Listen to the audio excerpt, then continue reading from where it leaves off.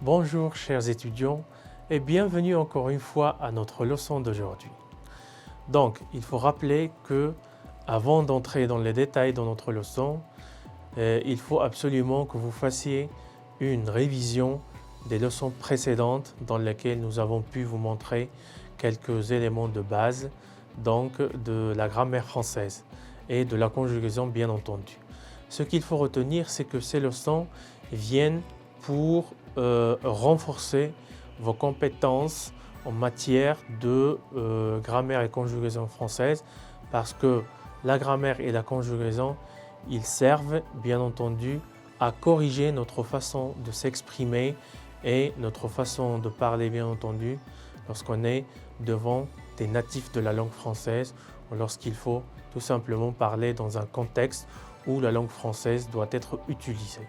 Aujourd'hui, nous allons voir un temps de l'indicatif qui est très important dans la mesure où il sert à décrire une action dans le passé.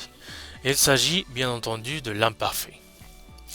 Alors, l'imparfait, c'est un temps qui se caractérise par sa fonction, comme je l'ai dit dans le passé. C'est vrai que c'est un temps simple, mais il décrit une action dans le passé. Donc il s'emploie pour raconter des actions habituelles dans le passé, pour décrire des actions habituelles dans le passé. Il se forme sur la racine de la première personne du pluriel du présent à laquelle on ajoute les désinences ou les terminaisons comme AIS, AIS, AIT, IONS, IEZ, AIENT. Par exemple, essayons d'observer le verbe jouer à l'imparfait. Donc au présent, on dit je joue, tu joues, il joue, nous jouons, vous jouez, il joue. Mais à l'imparfait, je jouais AIS comme terminaison. Tu jouais AIS. Il, elle, on jouait AIT. Nous jouions IONS. Vous jouiez IEZ. Il jouait AIENT. Concernant le verbe être, donc qui fait l'exception bien entendu, et se forme à partir de la première consonne du pluriel du présent. Par exemple, j'étais, tu étais, il, elle était, nous étions, vous étiez, ils étaient. Alors, pour aller un peu plus loin, pour certains verbes, les verbes du premier et deuxième groupe, donc il n'y a aucun problème, on peut juste ajouter la terminaison de l'imparfait.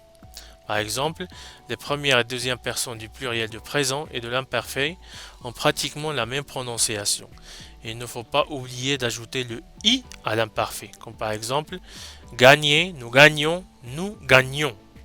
Donc ça se prononce de la même manière. Il faut juste ajouter le i à l'imparfait à la personne nous. Travailler, nous travaillons, nous travaillons. Plier, nous plions, nous plions. Il faut ajouter un autre i à l'imparfait, mais ça se prononce de la même manière. Très bien. Alors, je vous invite à vous entraîner pour compléter les phrases que vous êtes en train de voir, d'accord, dans lesquelles vous devez utiliser le verbe conjugué à l'imparfait. Par exemple, nous avons les phrases tous les ans, vous, donc vous devez mettre à i l'une des quatre propositions que vous avez, louer, louer, lourier et lourier. Donc, figurez-vous que vous devez utiliser l'imparfait. Quel est le seul verbe conjugal imparfait? Tout simplement, nous copions, nous finissons, nous plions, nous étions. Ensuite, vous avez un autre exercice d'entraînement, former des phrases à l'imparfait. Par exemple, vous avez David et Goff partir à l'université, elle, être en classe, je, étudier l'histoire, Josie, nager à la piscine, nous, étudier le français. Donc vous devez transformer ces phrases à l'imparfait.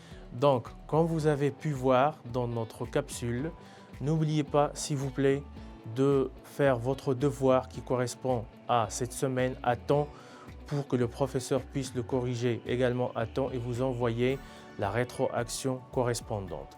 Merci beaucoup et je vous souhaite les meilleurs vœux. À bientôt.